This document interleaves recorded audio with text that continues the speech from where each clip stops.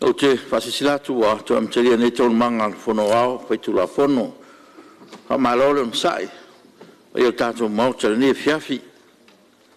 E fatati ese tato ngalwang malolonga ua maya sa nongale. Sus fono mo faleata numero tolu, ya ole abnone mo stasi sui fono fi sa no. Ya, tu le mele. Sui te tai le tu ngai po, o fi sui malo ana ma numero 2. Tai mo le avanoa le whionga le whawhitalai. Ia mo hoi ne avanoa e mo le atoaina i manatu pu e tu sai mali poti. Ona le taua tero nei li poti ua talno ina nei tu la le fiafi. Ai mo mua na mo le atu whawhitai le. Whaalo alo foi alo whionga ma le ofisa o leo ua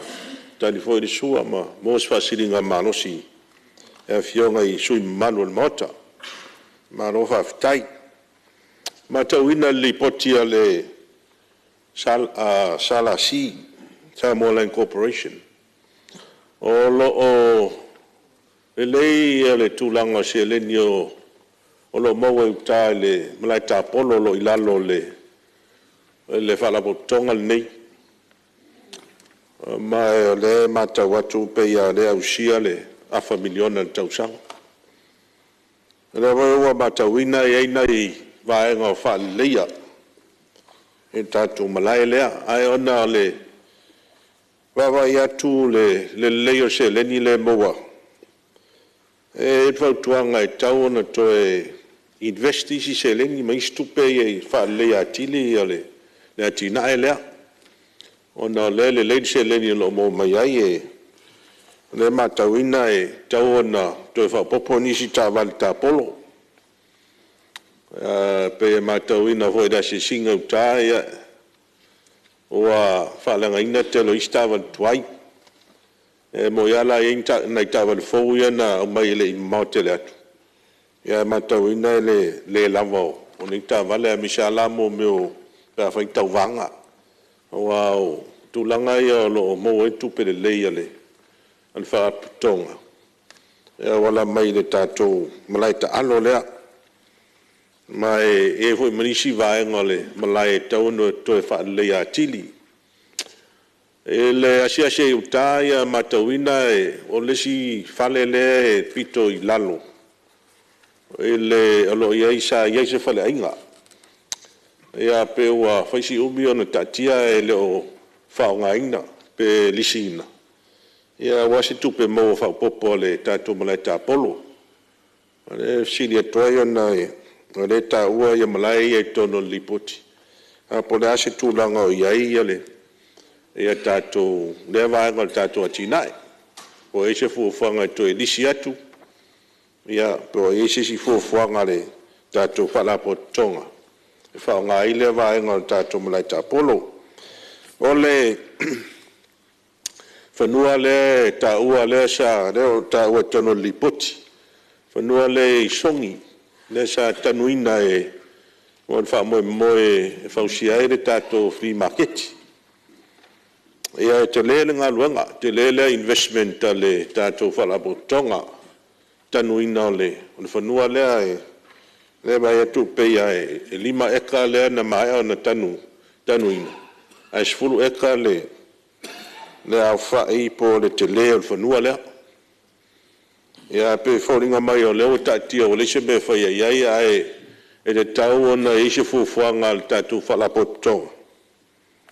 Mo le whaonga ina le whoi vaenga ele po le whanua mo stupe maua. Tau na e se return na le tatu whalapotonga e maua mai.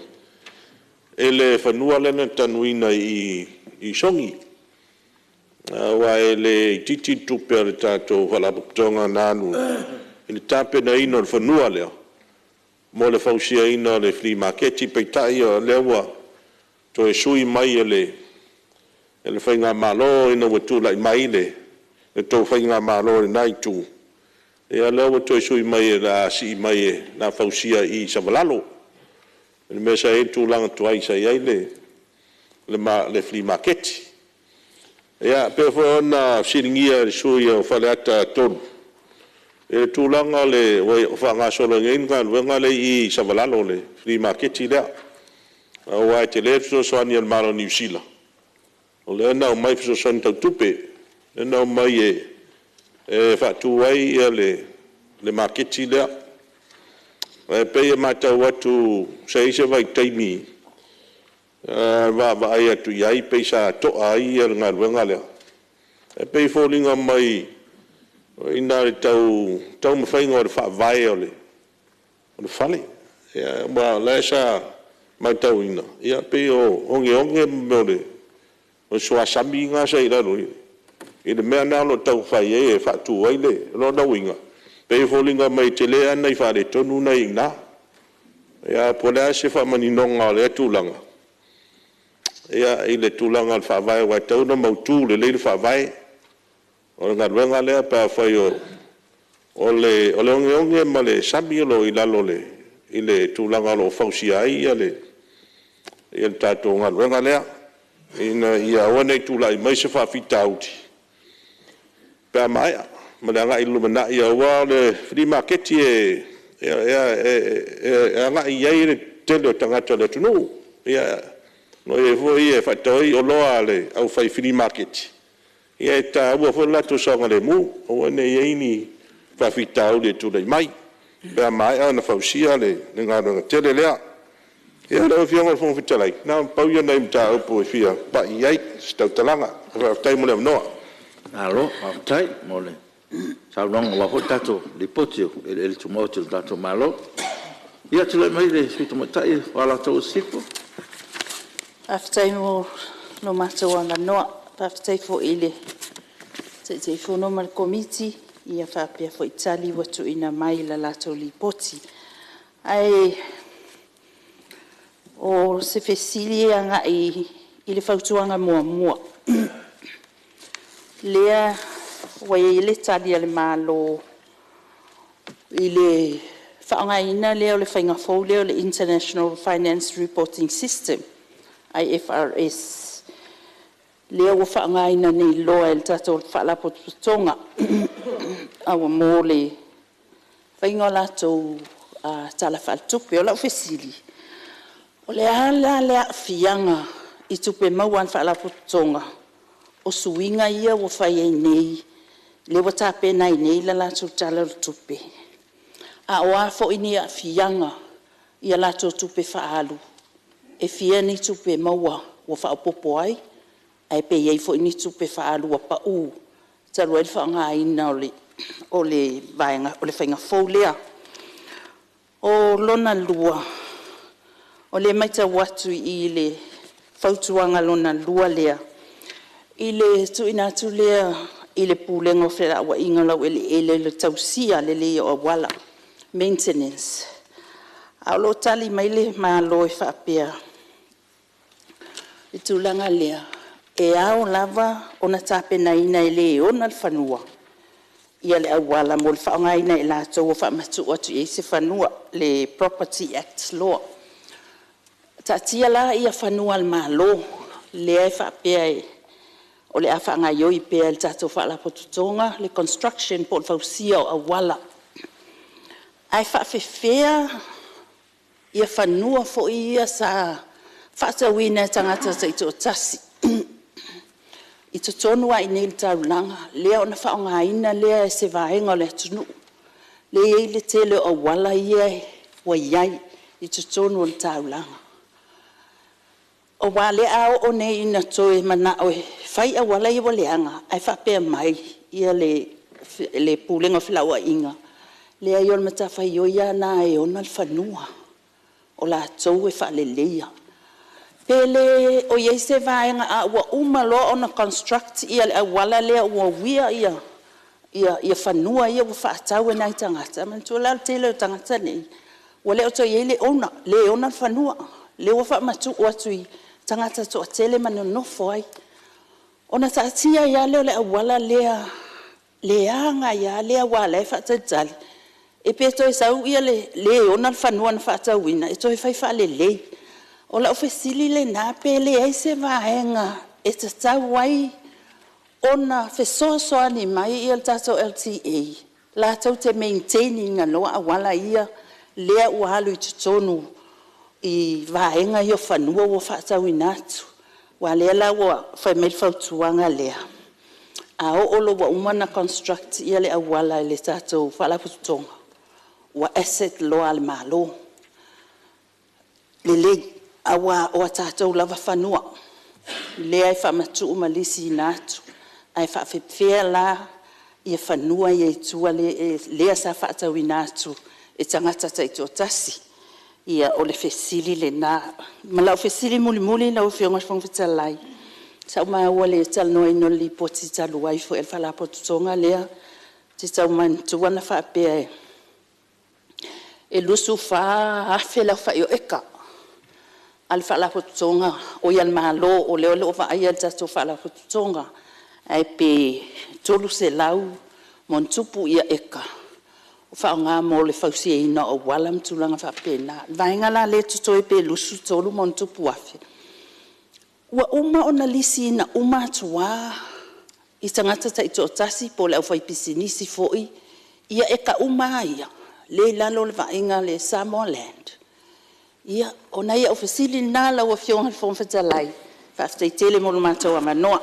Alo, whaftai, ole. So soni ko tātou poti e misweo nisi o mea tāua pe ona. Se ingia sui malu. Tule me sui le whangang whalasa. Mo le atu le whaftai tele le. Mo la manoa le fionga le whomwhetalai. Ia, tamu whea tu fwoi sao le. Ne usu ngā whono. Ia, wā fwoi le poti po le tala fo tapena ina fo ima saunia le komiti to ma ainga e fasil tonu asa u sa fa matalanga le tulanga pe ona ile a misol fo fanga tu fa tsi ile stek male e menari al tulanga fia o ye se tau talanga ole le vaanga le stek o nai mai tawina fo isa ye la mato wa se singa sa si ai wa pe folinga ole tulanga le stek sa fa foina le tulanga fa pisinisi o lo ia i fa to anga I tonu sa nga lulu e fo ila to ya ai al fa mo ngai na mo se tupe ole tulanga pe ono o fia mala mai ole vai nga le ile o al telefonua ye tonu le stek le wa umana vai mo pe ia fa to anga fo io sa ia nai manga ia onisio koko fa pe fo ia vanila ale nganga lai pe ona to watu ole man manunga pe ona ia ile ai mesal fa to anga lo vanila ona le vanila ia ile mau ele to ngofie on to ata ngutaha o tono Amerika ia o matua tele al tupe mawai ale pe ole le o mau ole le o se ata mai o eolo ngalulue o le ala leo le ato to le o lea e mafuona u ta uale pato no fionga le whomwhetalai Ia maria lo fionga supermarket se tu le meno fionga minsta Aftai le fionga whomwhetalai e whatala whatuli Nei tula le fiafia e no tula ia tula fionga le whomwhetalai ono le lipoti el salasile tal noina atone sosonia tuai le sui ia o le sei mai a ona o mai tono tato parlemene le lipoti le stek ia ona ftoi tonu le ia vaenga ia o sauno ia ale lipoti el falapo tongo ele tuma o tato malopo le Samoa Land Corporation le ia le tato stek mol tai oi ia lau fionga supermarket le fa lo mai minsta por sao ele le sao ngalo fionga supermarket ia ole ala te ala tua fa pe vo el fa ngoi sili poti al fa tasi al fa ia le va to le vai mai ia ai uidia ia la to fa tali se time ona to va to ile ia malo tai ai lava ia tu le mai suio pala time sam tau ai lo fionga le o fetalai mo le mano tu le fu nei su sfonoi fai se sao le ni poti ta o tele committee pe ona lau liwina il pan mene mo le atu la nganga whaftaitele, na wa fionga te whono ma le komiti, ya sa nafa ma le ilo ina o le li poti whaltau sanga le tātou whalapo tonga o ele. Watu fo ile whamalo le fionga minsta ma le pulenga, e whapea fo tātou whalapo tonga. Ai ngai tonu se manatu ile whautuanga lona lua al komiti. O le whautuanga lona lua al komiti.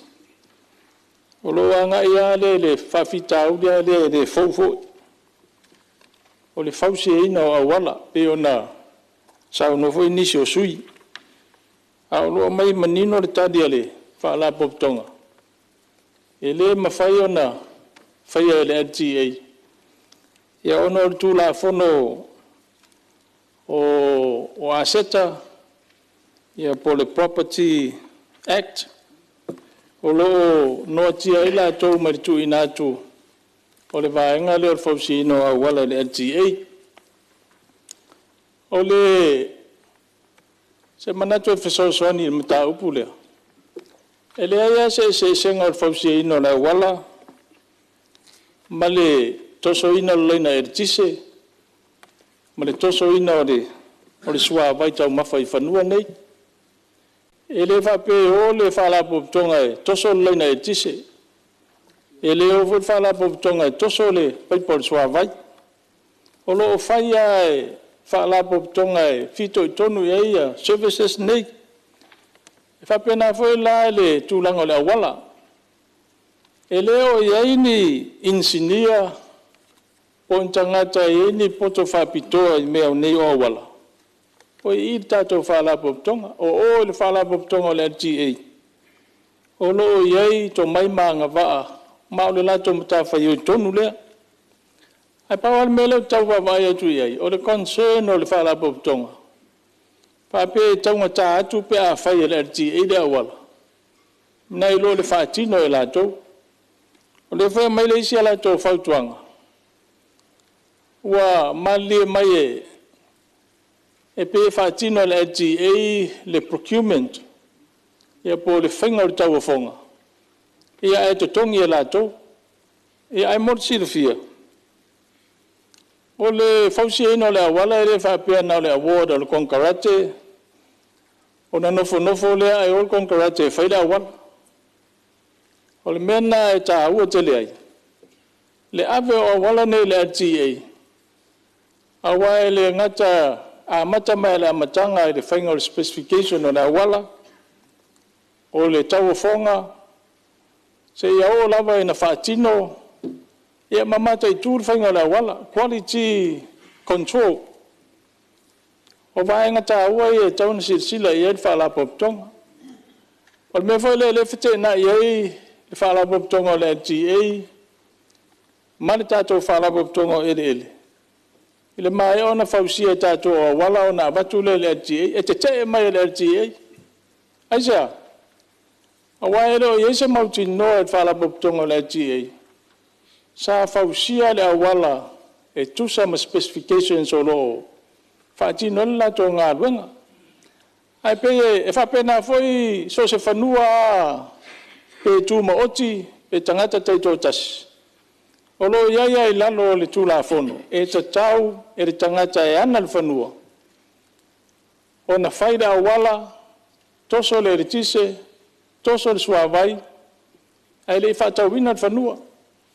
E le whapela la alu le tangata o na le whanua e whaia ia mea. A o le maua le awanoa e outsource ai i e o lo i edito mai manga wa. Ea, la tau te whausi e ina mai e whamari e ina mea uma. O le isi vaenga o le e wapai atu iai. E o whanua o le tātou malo, pe tasi lea whawhita auri o le pe e ātangi a maili poti. E whawhenga tā e fwoi ona whaatino ngā ruenga nei. O le whautuanga e tu atu le malo. O le aua, watoa mawai atu nei fwoi le wharapuptonga o whale. O lo iei fo le la tōu nau ta inga ma le whautuanga ntu ina mai. E fia whausia nisi whale nofo se tele le lava whale. Ai o whesidi le tūlai mai metau ele ele. Al me le fa matu ai ni fanua le I fa la pop tonga I. Fa matu le aseta le malo. I lalo fa la pop tonga ni. Ele ngata I fa wai fale. E fa pena foi ba vai risi matanga lwen fo le wa fa mai on fa tu le. Ta longa. E mo mia le ave motu e fanua I lalo lato ba inga.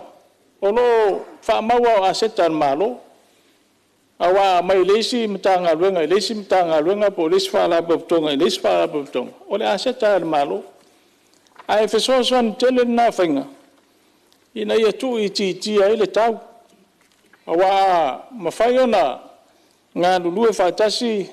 mtanga luenga fala boptonga al malo le fenga na ya ole am faifona ole le fala boptonga fale ya fale se tau ngofie ya ma tau fia foi le rente no foi tangat pa pena foi fenga le wala e yo se tu alalo na ma se fautuanga ne foi tu malo ye fata o tele ai le mata upo pe tu lai mai ona le ai mai tawina le fo le nei fa fita out e fetoso ina fa fita o le nei o awala ya ai o se so soni na ne tu malo pe tu sai mal finangalo malo ia ina ia fo ia nei fa fitau ia manu telele tato fontanga Alo, partai. Sa no la opción se mal. Si tu le melo opción te tonga.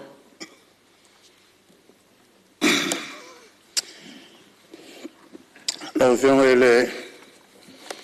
fontalai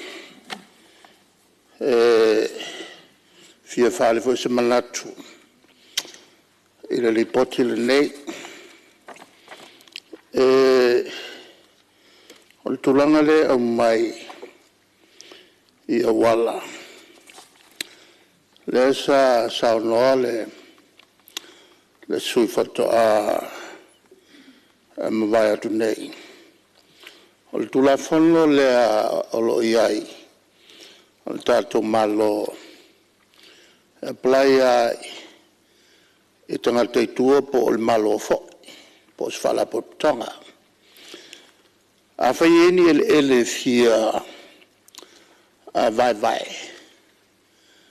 e vai la tuana ele a le fata winatu e tanga te to tas ele ai la se me fa pito mo malo a il malo o na fa pele fa pea e la fu al fa la portonga umalo ya ona lo tulole le malo fai le wala ma fai ni si mele fai ale very common sense stuff umalo ya vai ya ele o fa malia ina ya le tulafol o le fa wina la fa le o wala ma le servina tangata nei o melna malo tong fai very common sense e va bele a tua ile vala poptonga wo moku ele tangata o le responsibility na malo tong fai lo wen el tawan la fo el malo o fai fa le LTA mo provide tu pe nei palmene va tu fai tangata la tu no la lua o le tulanga lea tatou te talanoai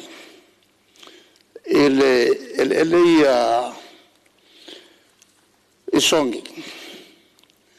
o ma la pasia le tulafono tatou mata lei e solo iai le tulafono lea le adverse possession law le lo poi le fenga malo ya so o leva nga mai nga kula fongo fa valea nga mai o milona no fo se tangata il fanua le se tangata ona velo le mo no fanua ma o tele ai nga o mafatia ile tula fono le lona wingo o man fai le pasia le palmele le nei ia le tulafono solo iai le tulafono na o lalo winga ele se mea le ato la foi o te vai i songi pea koe kasi le ainga ngai iai a wo e se umainga la wo relocate i uta e whanua le malo e ta whaingata ala no winga la ala o matau lesi ainga nai no fwai pei o se ainga fo ile o nai whao ngai whai maleo po o le tūna la e a fiai i a whanua o mia sa loto e a fiai fo i ma whanua le malo sa no fo i a whaasol tu la fono e nisi o no o a fia umai a ile tu la fono lea na pasio tono o palmene nei e solo ia le tu la fono la o level na ia a o milona lo fol fanua lesi o te ia o ta o lo fanua o le vanga le la o fianga ile fon salai ma le malmot i le tato le o fausia le flea market ole so sani ne New Zealand fa si leva now mai on fa tuina le ave tua le o montano e fa usia na le flea market e fi ia New Zealand e mga o ku le bele ku nge tau fi le mato fo fenga malo e tau fa vanga le na mo se si faltelo il malo ai mai se o le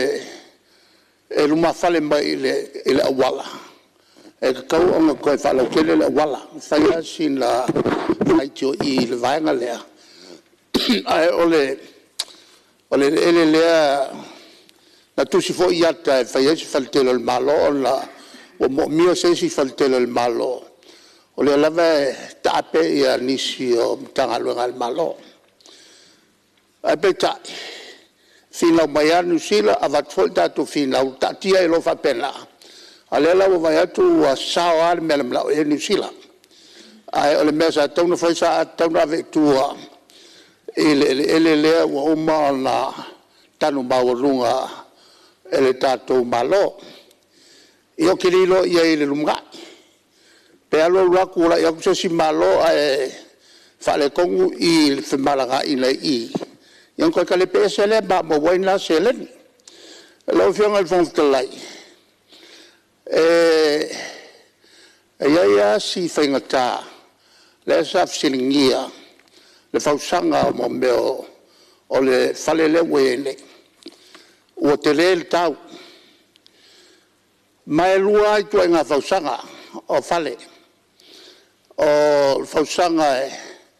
falangolango i lunga mo me po e tu i le lo i ti e lunga o se papa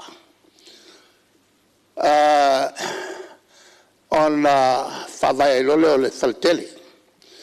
po le tulanga ele fa pe for a reclaim tele ina le se papa i lalo ona le fa nga lo le awala da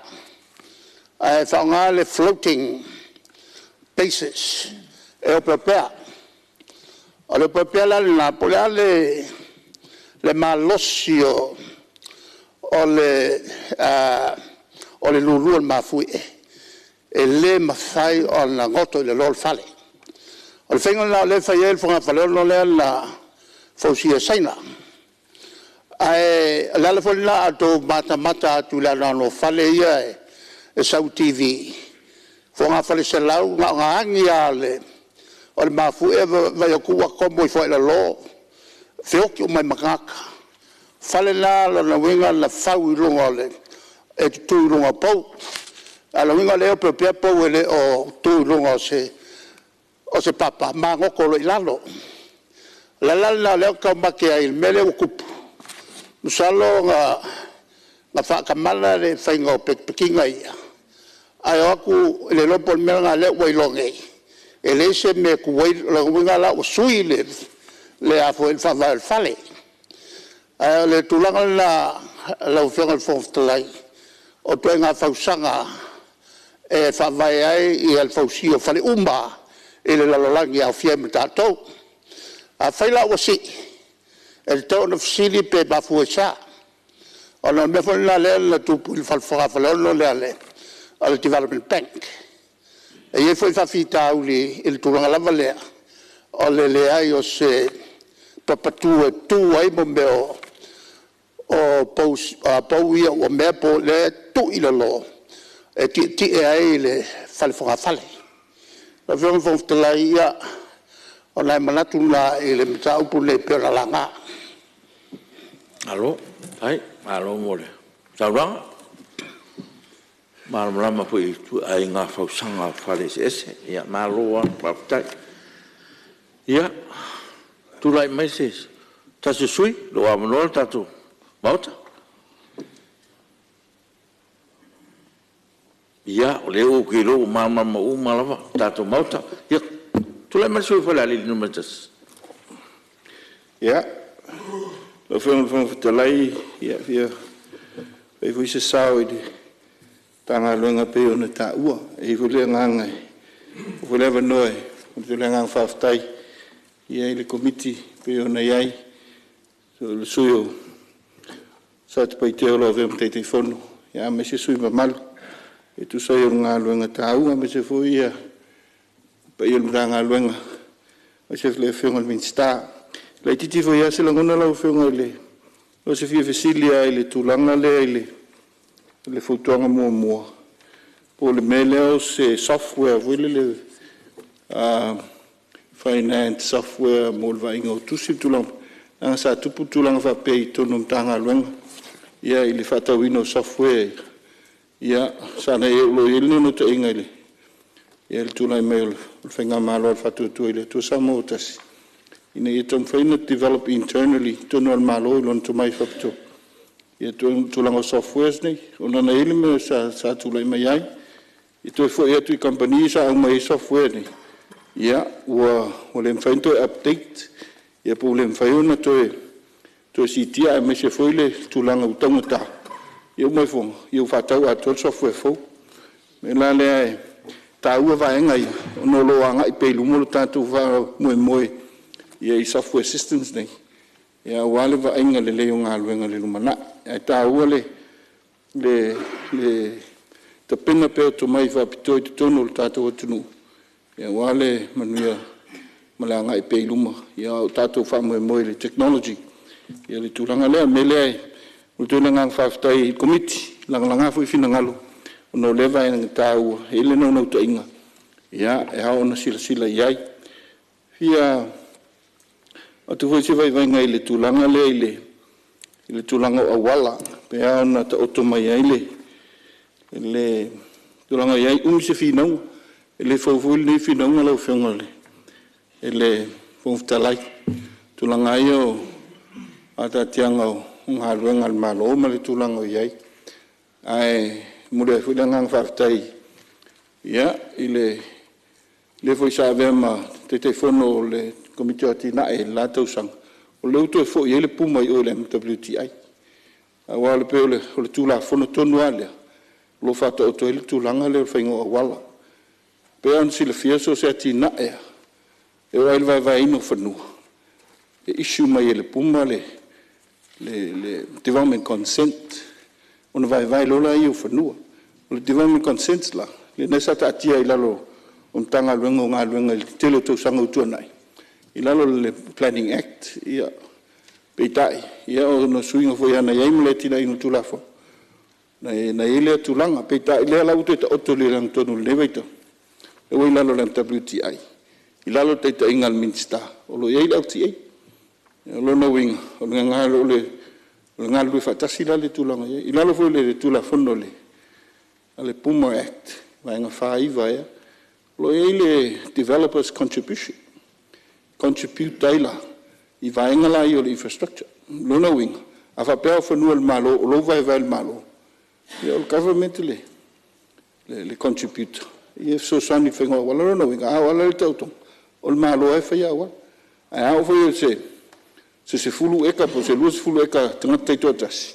e pe na lo oto le tulanga le o pe le se senga sai le puma le manari ia lo ti e lo ilalo le WTI ia mo le minsta sa te vi se inga wenga na e mai se tulanga tau budget sa lo mele me lo ti e le na tu a budget io lo tu matanga fu do la tu sini autu i le taimi e mai se i tau sang te tasim tau sang fal tu au se tulanga lo to la minsta ta si fen fa to le se tulanga tala fe ngai ia me resolve le na a vita au de lo fe ngai via o se la nguna le tulanga le sa no ve ni so sui mai ta u e o vanga le fa fa te inga le ia va tai le tu mo ve mo no na lu en tanga lo so te inga a ti tilo i returns ma tu pe mo am tanga lo o le nem tanga lo le ti tu pe mo e va na me le rekilit pe ta iso sa mo i towers au tu pe towers na tu pe lisina lo ke nele revenue ai som tanga lo ai lo reflect la lo tanga lo e on industry o fa pena foi pensa no ele sui fa la tai pensa foi fa no lo ia wala pe vai no lo fte na inga al fa ngofie yo lo fa tatianga le vai le revenue ma tu langa to no reflect the industry lo ngalu ina i fa no it doesn't o lo pe o lo reflect la lo revenue le manari o na lu le lungo la to o le la to wa budgeting il va ingol tu langa ai lo reflect the lady inga luenga le industry le fonse tsalai lo winga le lo fe ma dia lo fe se ma se tu le vere fe minsta after ila o fe ma fonse tsalai ono le foi o le ai tau fai ma wa tu pola to no va inga le fina ngalo ile sui mal a pe tau mai tau to o le tau pule lisio ele ia o va inga le tangal venga le o ele mfonga fanua po le vainga le sai ele menawi ai le o le tatu salasi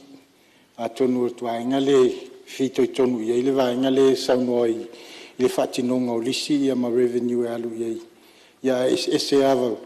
le vainga le ala iona faia lisi la lo tangal venga le wa ye ne ele mfonga fanua la to fatino ina lisi ma faia ia negotiations ma land owners e tu sa umala po se land owner sala si po land owner ole el malo ia po tatu fanua customary land tonu ai mali farala tu le mesu malo pala lin no metas va ta yo le wa fa ma wina le fina ngalo le fina ile se se ngtanga lu am to hu tanga lu ngalo lu wa venema mo nei mna ngai lu mna ile wa venema tanga lu ngai le mo ni ala li potele le fina le fon fetale ia ma dia su ma se tu la mele fe minsta nei fa ona le li potelo tala no ina lo fionga fon fetalai o le li poti fal tau sanga al sala si le luafe lu tasi luafe lu ele o le tanga luenga ele mfonga fa no la le tau tai mai ia tau sisi pe ile li poti le tau sanga fal tupe mali pu lenga o le fala po putonga ele tuma o te sa mo le o le tai ia po mau mai su malu le sa mau lo film lo mau faftai ile film mista ia mo le family no o la lutona ala la mo fa la lili la lumana lo film le untala o sa te wanga o le nganga o le tulanga le to watu which is lo tonu nga luenga al sala silte mi te mi tona imel te mille o le news fanga ina tau fanu pe lo nganga le na le tau watu ina ia sila to ai le vainga mai le ngate ngalo ngantangalo e tau foi mo ele al malo lo le vainga ma le vainga le tunu ia tulanga tau atina pe lo watu fa la wai tele no na la tele tulanga le news pe tai ia pe lo manino to ai se fe au ile sila ile tulanga tal fengai ana tele atina e pe ala el popo mal koko to vale tonu to ya mato ai le lo to masang manga yana pi fa pena ya ai wa fa umai se lo nole ni tu malo ni fiaf lui telefono paptai ya paptai mole so malo falalili mole sa fo tatu dipoti ia tule me si tule me suyo wai mo mo tas e mo le ngang faftai lo fianga le fungtalai nei foi sui e fata wai nali poti a committee ta foi tato ia le poti nei committee e mo le ngang faftai fianga te telefono ia e fapto ile fianga le mistai onon tangal venga mo le ngang faftai ona le poti matango fia wa mai fia nei sui pe vai atu umana ia ile opinion le o kika nei la lipoti wo pel mota i matua i langolango ina ma ave fa le fa mo le nei sui le nganga fa tai foi lo fianga le fungtalai o maua o lo ina i te ngatu pe fa vai taimi te i bank i o maua i se officially atamai ma vai lumaini te ngatu pe awal mtanga lwenga mai tawina foi le nei sui le telo ai talafu o lo ia le nem tanga lenga mo foi lenga nga faftai ile officially mal pule ngolo tu avano pe ma malu le tunu o lo li sina fanua ma fa penana ile o fa malusia ia o le ina ai talafu al tu la il nei sui o no le o lo afia ile nei tu malo o no le tu langa sa pa inga foi tu nai sa talo ale nei tu malo i se tau ina ia fa pa u tau fanua ele ngata lao e mainga e torsu le mafe ai o mainga o fanua fa le nganu e pela le sa ave a foile stalo foi tu lai mai le fionga le min staman nai tu mai atu lai mai ia la to avatu lo fanua to avatu to fanua mo to ele ia te talo la nei tu malo ia le tu lai mai le fionga le min sta ia pe ma fai ona fa pena sia nganga ne ia fa matu mai a ele yo le nei tu malo vai mo ina ia fa pena na mato fa nga ina matau ona lo ye ele e mato te tongi ina le torsu le mafe e ona velola ia ma ele fa alanga nu ele ma fainto e fa tau snada freehold ai la isi fanua ia lo fu el tato fa la putonga mo le lisina o inga e lisia for life pe la talo atu la fionga le minsta ina ia ma faina to sila ne wa manuia vai monga e manuia foi sata poala i ele o le tato malo sa ile weskek ia le lau to ese weskek ia to fa foi me ele o tu malo ne sa fa pena na ia o le nganga foi o le fianga foi le nesui ia ono o tu avanoa pe ale mtanga wenga mal fala putonga ia tala fu na tangata i to na market le foi maua ia nei ai tala fu fa pena o le nganga fa tailna ia pe o le pauna le talo la o fionga le fungtalai e mo le nganga le faftai le ngai le nei li poti ono le li poti le nei io le li poti le luatasi lua e langolango ai le nei tu malo le li poti ale committee ia mesel te fono male tu ina mai tono mot ono fontanga la fionga fungtalai ia tu le me lo fionga te fono tari fo ni fo tau oi malia la lawo tu lai mai su sa le nganu motas fa pe wa mai ia tu le mai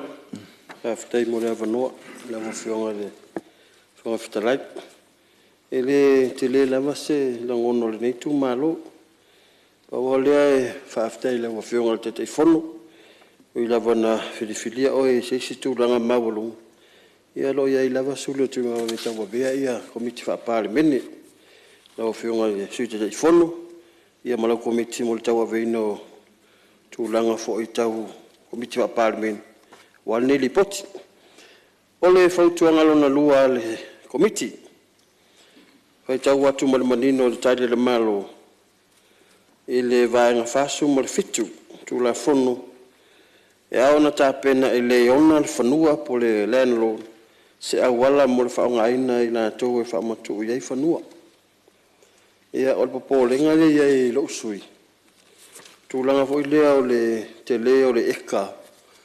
ale tangata pe fatita inga wa u yono le fanua fa ta watu sfu eka ta waka eka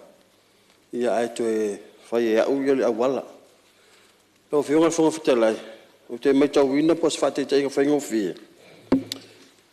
a lua fe lua sfulu sa tele no wanga ia ngai mo fo tele nga luenga sa o tau tua ile atunu na foi tu le motu o le awala ia po ele ia o fanua o le kalesia kakolito sa wanga ia tuna vai taimi o awala pefu o to ia ngai la tamai nei lava po le lua afe lua tolu o lau faata ele LTA o le ala tau fete na i mare tula fono le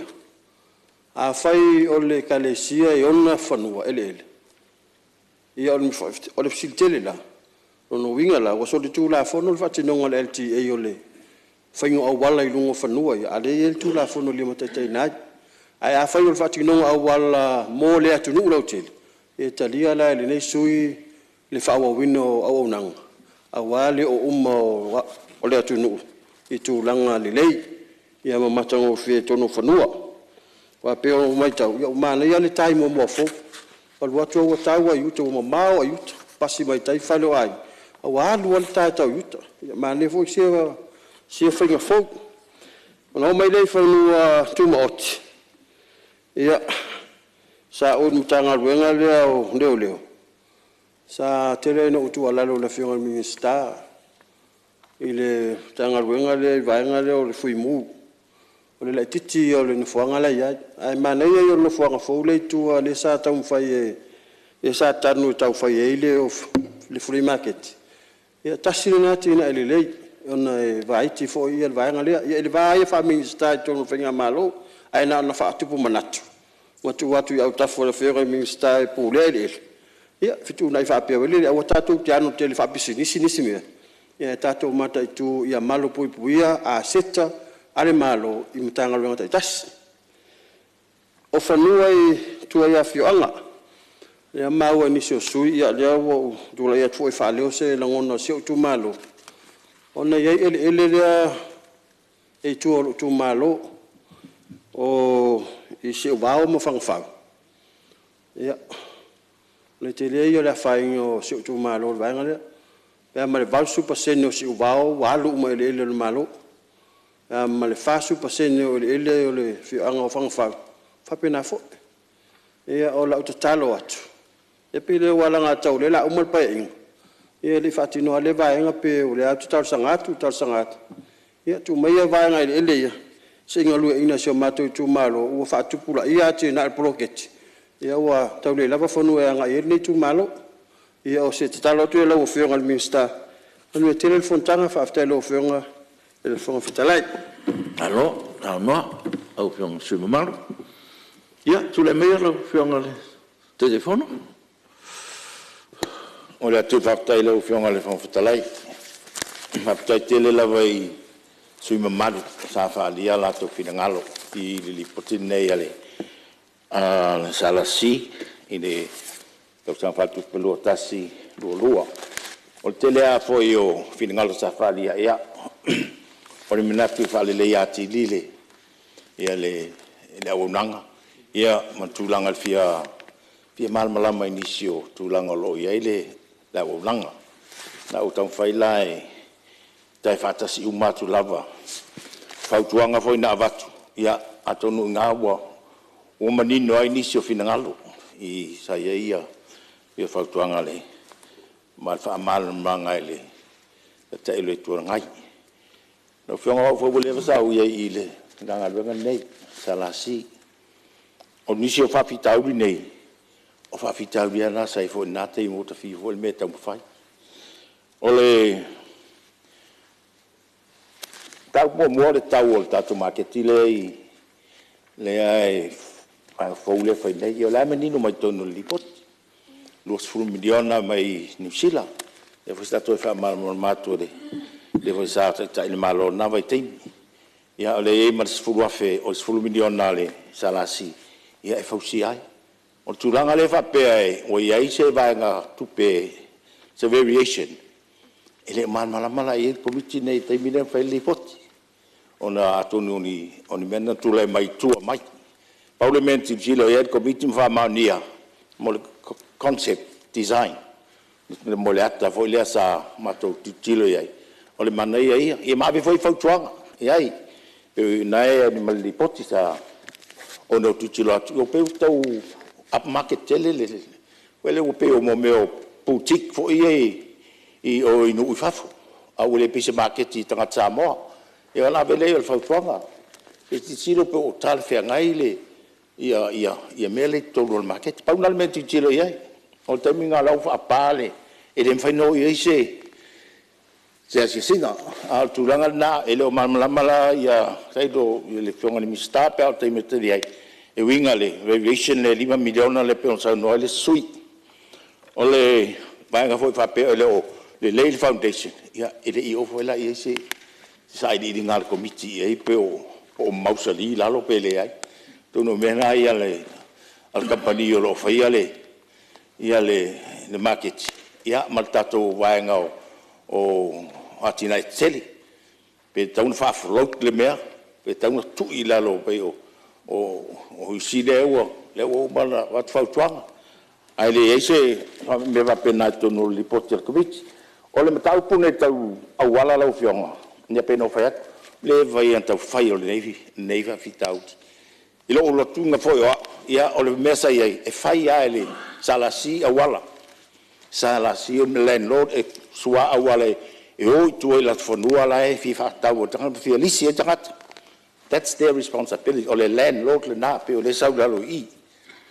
a o tu langa la na fa mal mai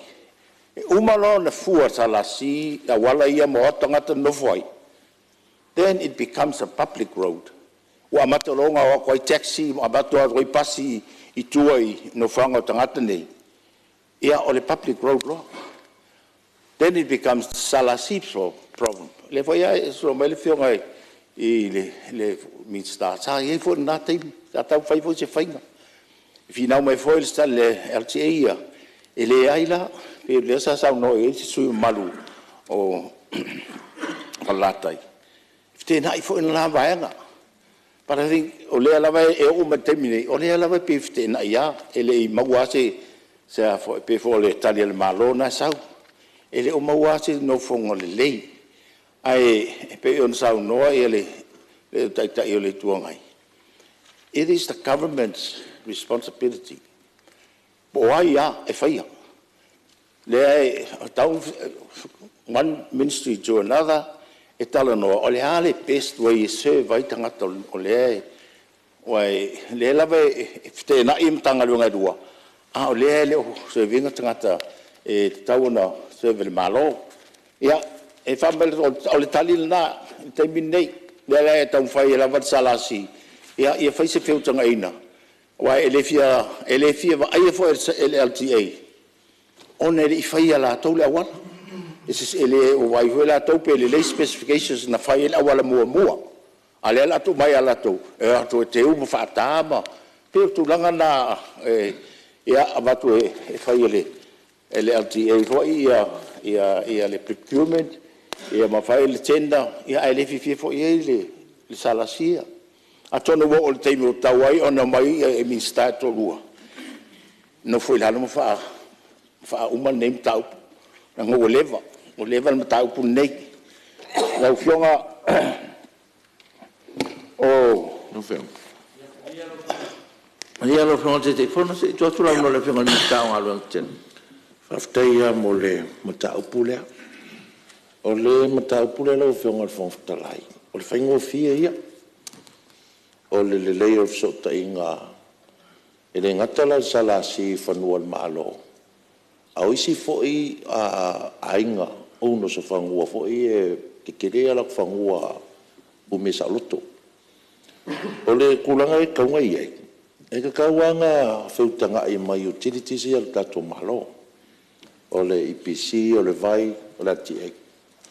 e a makamar ke me fai survey o le fuaina fanua ina ia mautinoa e reserves ale malo e whaka o koila ia utilities ia o le mea foi le maari e whainga o isi au vaenga e subdivide lak whangua a whasa laula lak whangua o le a whakau e include uma ia mea ia o le aiele le kisera aiele vai whai le awala ai a uma lolanga whaiki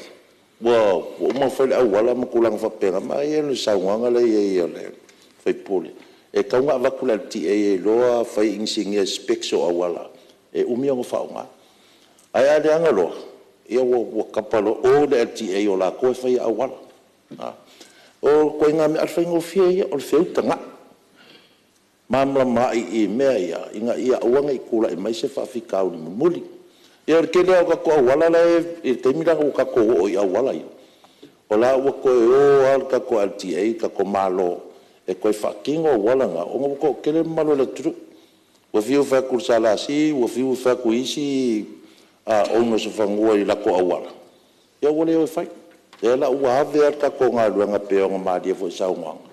Lea o responsible kako I mea uma. Ai pea o ska mai mea ngā leo ke whakuera ngā a avere kau o whangua. Wa include o mai mea kukong. Ia ai o kun maro koe whai. Ai whalar.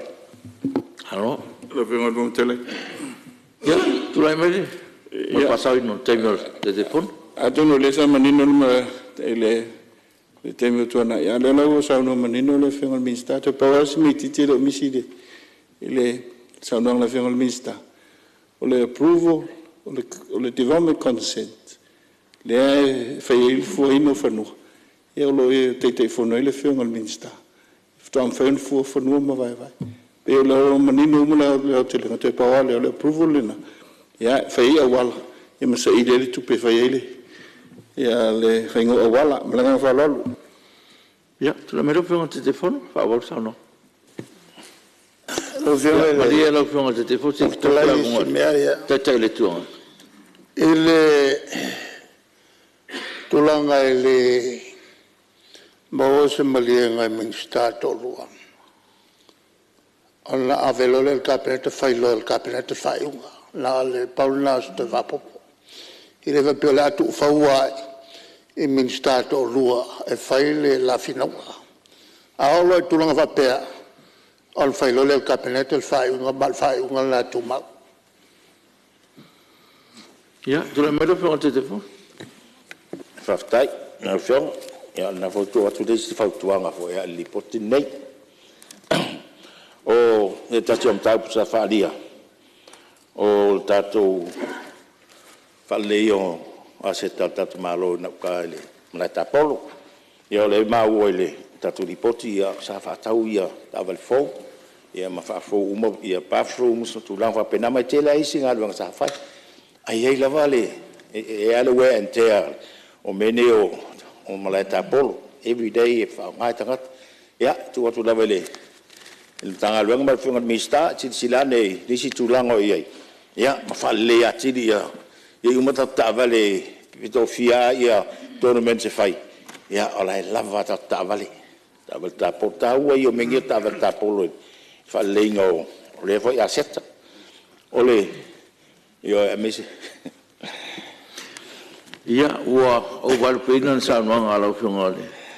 Telefono, te loa ua, nga leo tonu tātou taimi malolo, tu sol tātou lafo, ia a natu, ia le a whaamai a saunoanga lau whionga, ia pēr tātou ule lofo le tua ulia le aswa tai au mo tātou ngā ruanga, me le maloa whaftai mo le saunoanga. Ia, whaamalo le usfono nei, ia fiafi, malo tātou palemene, o leo tātou taunu umaru tātou te manawa, tu sol tātou lafo, wha mālo lafo le unsai. Tātou tāu si ie le aswa tai au le lofo le tua. Wha mālo fo ima, whaftai atu tāpo inga wharurunga o tanga renga, wha lapton tu maote tātou mālo, ia, mālo a le unsai. Si sira whafon tāpo e sa moi on tu langa whalangia, ia, wha mālo tāpo e whaftai te taro. Ia, rofangia le tua whainga mālo longa, i nei pō, a tātou tere i tol pō, ta sangatu sus fono fasal angan mo lua sa ni statu talo fa e tatu fono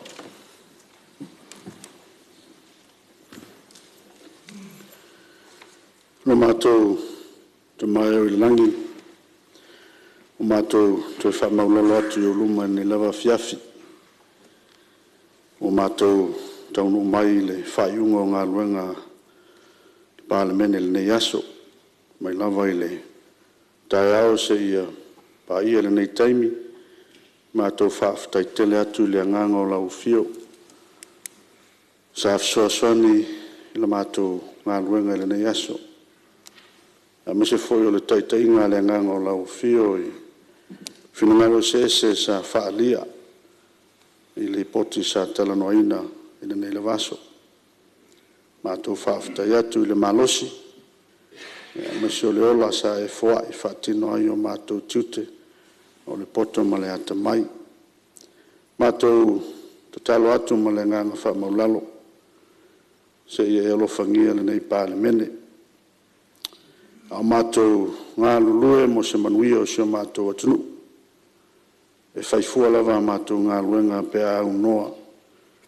ma le taʻitaʻiga ma le faamaniaga mai laufio matou te talo atu ai ma le agaga faamaulalo seʻia e alofagia o matou tiute ma o matou valauina ina ia mafai ona musumusuina i matou ma taitotasi o taitaʻi o sio matou atunuu ina ia matou saʻili le taʻitaʻiga laufio auā tonu fai o sio matou atunuu ina ia manuia ai sio matou atunuu e maisi o le tapuaʻiga a sio matou atunuu ia aiga taitasi o loo taputapuaʻi ma faatali mai matou tatalo lenei afiafi seʻia e faamanuia le fioga le fogafetalai ma lenei palemene faamanuia le tapuaʻiga a sio matou atunuu lenei afiafi matou mauauma se faiga malologa manuia lenei afiafi taʻitaʻi atu lo matou ola matou totoe aulia le aso ataeao e faauauai o matou tiute ma lo matou valauina matou talo lea tamai lenei afiafi faamagalo ni o matou se ma ni o matou faaletonu ia faia pea lou finagalo ua nei faia o matou loto i le suafa iesu keriso amen alo paafetai o ke faasisila atu ua tolopone tauamaga le fonoao fetulafono se aulia le itulaiva tosufulu i le taeao a taeao